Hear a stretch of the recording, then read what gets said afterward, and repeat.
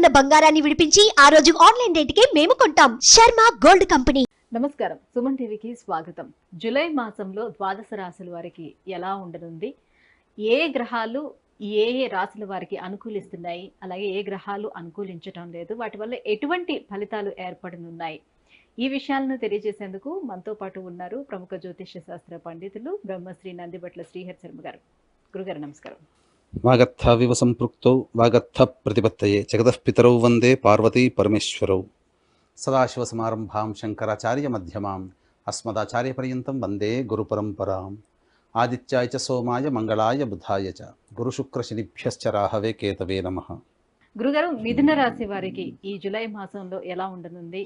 నవగ్రహాల సంచారం ఎలా ఉంది? ప్రథమార్థం ఎలా ఉంది? ద్వితీయార్థం ఎలా ఉంది? మిథున రాశి వారికి చూసుకున్నట్లయితే ఈ యొక్క గ్రహ సంచార ప్రభావము 12వ తారీఖు వరకు లాభస్థానంలో కుజుడు, వ్యయ స్థానంలో 12వ తారీఖు నుంచి ఈ నెలంతా కూడా కుజుడు వ్యయ స్థానంలో గురువుతో కలిసి ఉంటాడు. ఇక తదనంతరం రాశిలోనే శుక్ర రవి సంచార ప్రభావము, అలాగే ద్వితీయ స్థానమందు బుధ సంచారం 19వ తారీఖు నుంచి, మరియు శుక్రుడు 6వ తారీఖు నుంచి ద్వితీయ స్థాన సంచార ప్రభావము పెరసి కొంత యోగదాయకమైనటువంటి పరిస్థితి అనేటువంటిది ఈ యొక్క మిథున రాశి వారికి ఉంటుందని చెప్పవచ్చు. ఇక దశమ స్థానంలో రాహువు, చతుర్థ స్థానంలో కేతు యొక్క సంచారము విశేషించి కొంత శుభ ఫలితాలు కలుగుతాయి. అవేంటో అవన్నీ మనం ఈ కార్యక్రమంలో ముందు చూసుకుందాం.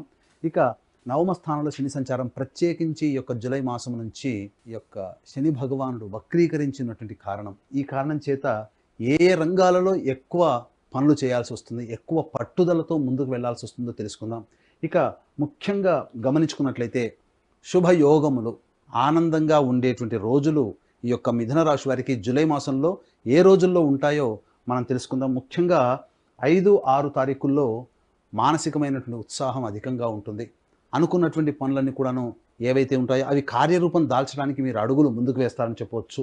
ఇక ప్రధానంగా విశేషించి ధనపరమైనటువంటి సమస్యలతో ఇబ్బంది పడేటువంటి వారికి ధన ప్రాప్తి, లేదా వ్యాపారం కుంటుబడి ఉంది, డబ్బు రావట్లేదు, ఏ ప్రయత్నం చేసినా ధనలాభం కలిసి రావట్లేదు అనేటువంటి ఆలోచన చేసే వాళ్ళకి ఈ యొక్క జూలై మాసంలో 10, 11, 17, 18, 19, 20, 21 విశేషించి ధనప్రాప్తి కలిగేటువంటి అవకాశాలు ఎక్కువగా ఉన్నాయని చెప్పవచ్చు. ముఖ్యంగా ఉద్యోగ సంబంధంలో ఉన్నటువంటి వారికి, ఉద్యోగ బదిలీలకు సంబంధించినటువంటి ప్రయత్నాలు ఉన్నటువంటి వారికి ఈ యొక్క మాసాంతంలో 26, 27 తారీఖుల్లో శుభ వార్తలు వింటారని చెప్పవచ్చు. నూతన ఉద్యోగ ప్రాప్తికి సంబంధించినటువంటి ప్రయత్నాలలో అనుకూలమైనటువంటి యోగము మీకు 26, 27 తారీఖుల్లో ఒక శుభవార్త జరుగుతుందని చెప్పవచ్చు. ఏ పని చేసినప్పటికీ ఆ పనుల్లో అనుకూలత పెరగాలి, ఆనందంగా అన్ని రకాలుగా సంతోషంగా ఉండాలనుకున్నప్పుడు 28, 29 తారీఖుల్లో మీకు ఆనందదాయకంగా ఉంటుందని చెప్పవచ్చు. ముఖ్యంగా ఏది ఏమైనప్పటికీ కూడాను ఆకస్మికమైనటువంటి ధనప్రాప్తి, రాని బాకీల యొక్క వసూలు కావచ్చు, లేకపోతే మీరు చేస్తున్నటువంటి వ్యాపారంలో ఏ వ్యాపారం అయినప్పటికీ కూడా వ్యాపార రంగంలో అభివృద్ధి 10, 11, 17, 18, 19, 20, 21 తేదీల్లో మీరు ఖచ్చితంగా ధనప్రాప్తిని పొందుతారని చెప్పవచ్చు. ఇక ప్రతికూలమైనటువంటి రోజులు కనుక చూసుకున్నట్లయితే ఈ మిథున రాశి వారికి ప్రతికూలతలే అధికంగా ఉన్నాయి. కాబట్టి ఆత్మవిశ్వాసము, మొక్కవోని ధైర్యంతో, పట్టుదలతో ఎక్కువగా పనులు చేయాల్సినటువంటి పరిస్థితి. దైవానుగ్రహాన్ని తోడే గనక ఈ మిథున రాశి వారి ఈ నెల మాసమంతా కూడా మీరు కట్టుబడి ఉన్నట్లయితే అన్ని రకాలుగా ఆనందయోగంగా ఉంటారని చెప్పడంలో ఏమాత్రం సందేహం లేదు. ఇక మనం వివరాల్లోకి వెళ్ళినట్లయితే ఏ రోజులు మీకు అనుకూలంగా ఉండవు అనేటువంటి విషయాన్ని చూసుకున్నట్లయితే 7, 8, 9 తారీఖుల్లో ధన వ్యయం అధికంగా ఉంటుంది, ముఖ్యంగా గమనించుకోవాలి. ఇక 12, 13, 14 తారీఖుల్లో వృధా ప్రయాణములు, ఆకస్మికమైనటువంటి వాహన ప్రమాదములు చోటు చేసుకునేటువంటి అవకాశాలు ఉంటాయని చెప్పవచ్చు. ఇక ముఖ్యంగా 22, 23 మరియు 3వ తారీఖు, 4వ తారీఖు, 30, 31 తారీఖుల్లో మానసికమైనటువంటి ప్రశాంతత లోపిస్తుంది, అధిక ధన వ్యయం అయ్యేటువంటి అవకాశం ఉంది. కాబట్టి ముఖ్యంగా 22, 23, 3వ తారీఖు, 4వ తారీఖు, 30, 31 తారీఖుల్లో ప్రధానమైనటువంటి నిర్ణయాలు, వ్యాపార అభివృద్ధి కావచ్చు, లేకపోతే ఇతరులకి డబ్బులు ఇచ్చే విషయంలో కావచ్చు, లేకపోతే ఏదైనా డబ్బుతో ముడిపడి ఉన్నటువంటి ఏ పని అయినప్పటికీ కూడాను వాయిదా వేసుకోవడమే మేలని మిథున రాశిలో జన్మించినటువంటి వారు ఈ యొక్క విషయం పట్ల అర్థం చేసుకోవాలి. ఇక ముఖ్యంగా గమనించుకున్నట్లయితే ప్రధానంగా 24, 25 తారీఖుల్లో, 15, 16 తారీఖుల్లో ఇక్కడ ప్రధానంగా సంతాన విరోధంలో వచ్చే అవకాశాలు ఉంటాయి. సంతానం కోసం ఎదురు చూసేటువంటి వాళ్ళు, సంతాన ప్రయత్నాలు చేసేటువంటి వాళ్ళు 15, 16, 24, 25 తారీఖులు ఈ 4 రోజులు వాయిదా వేసుకోవడమే మంచిది. ఎందుకంటే మీకు వ్యతిరేకమైనటువంటి సంతానం భవిష్యత్తులో కలిగేటువంటి అవకాశం ఉంటుంది. కాబట్టి ఏది ఏమైనప్పటికీ కూడా ఈ చెప్పినటువంటి తేదీల్లో సంతాన ప్రయత్నములు మానుకోవడం మంచిదని గమనించుకోవాలి. ఇక కళాశాల రంగంలో విద్యారంగంలో ఉన్నటువంటి వారికి ఖర్చులు అధికంగా ఉంటాయని చెప్పవచ్చు. విశేషించి వివాహ ప్రయత్నాలు చేసేటువంటి వారికి ఈ మిథున రాశి వారికి ఈ యొక్క సంబంధించినటువంటి కొంత అనుకూలమైనటువంటి యోగదాయకంగా ఉంటుందని చెప్పవచ్చు. ఏతావాత చెప్పొచ్చేది ఏంటంటే ఈ యొక్క మిథున రాశి వారికి సంబంధించి ఎక్కువగా కష్టములే అధికంగా ఉన్నాయి. కాబట్టి జాగ్రత్తలు పాటించండి. మొక్కవోని ధైర్యంతో ఆత్మవిశ్వాసంతో పట్టుదలతో ముందుకు ప్రయత్నం చేయాలి.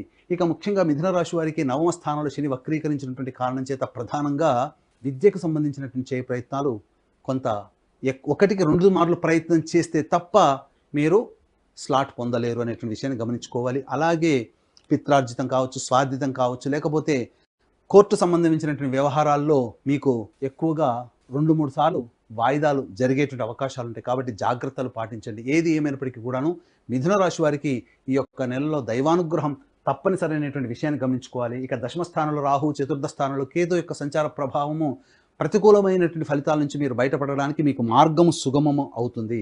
ఆ సుగమమైనటువంటి విషయాన్ని మీరు గుర్తెరిగి దానికి తగ్గట్టుగా దైవానుగ్రహము ఆత్మవిశ్వాసంతో ముందడుగు వేస్తే అనుకున్నటువంటి ఫలితాలు పొందుతారని చెప్పడంలో ఏమాత్రం సందేహం లేదు.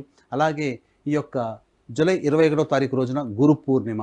కాబట్టి దక్షిణ కైలాసంగా పిలువబడేటువంటి శ్రీకాళహస్తిలో రాహుకేతుల యొక్క పూజ మరియు విద్యార్థుల కోసం ప్రత్యేకించి సరస్వతి దక్షిణామూర్తి హోమాలతో పాటు వృషభ, మిథున, కర్కాటక, సింహతుల, వృశ్చిక, మకర, కుంభమీన రాశుల్లో జన్మించినటువంటి వారికి శనిదోష పరిహారార్థమే శనీశ్వర హోమం, అఘోర పాశుపతి మంత్ర హోమంతో పాటు విద్య, ఉద్యోగం, అనారోగ్య సమస్యల నివారణకి 18 రకాల హోమాది కార్యక్రమాలు కేవలం 1500 రూపాయల రుసుముకి మీ గోతనామాలతో చేయించడం జరుగుతుంది. అలాగే సంవత్సరం అంతా ఈ యొక్క కార్యక్రమం నమోదు చేసుకోదలిస్తే కార్యక్రమం తదనంతరం కాంటాక్ట్ చేసి పూర్తి వివరాలు తెలుసుకోవచ్చు.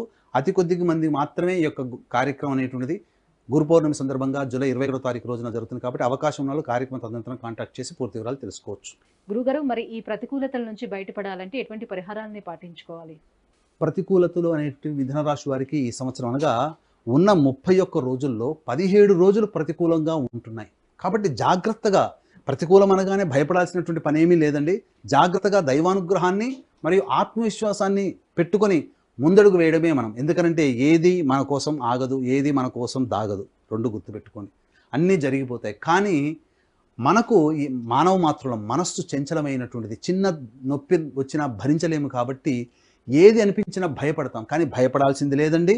దైవానుగ్రహంతో ముందడుగు వేయాలి. ముఖ్యంగా ప్రతిరోజు దత్తాత్రేయ స్తవము, అలాగే కాలభైరవాష్టకము రోజుకి 3 సార్లు పారాయణం చేయడం.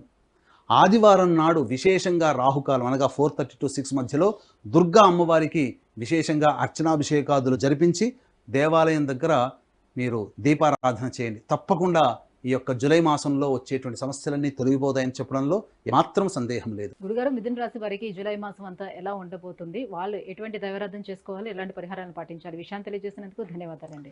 సర్వం శ్రీ ఉమామహేశ్వర పరబ్రహ్మార్పణమస్తు.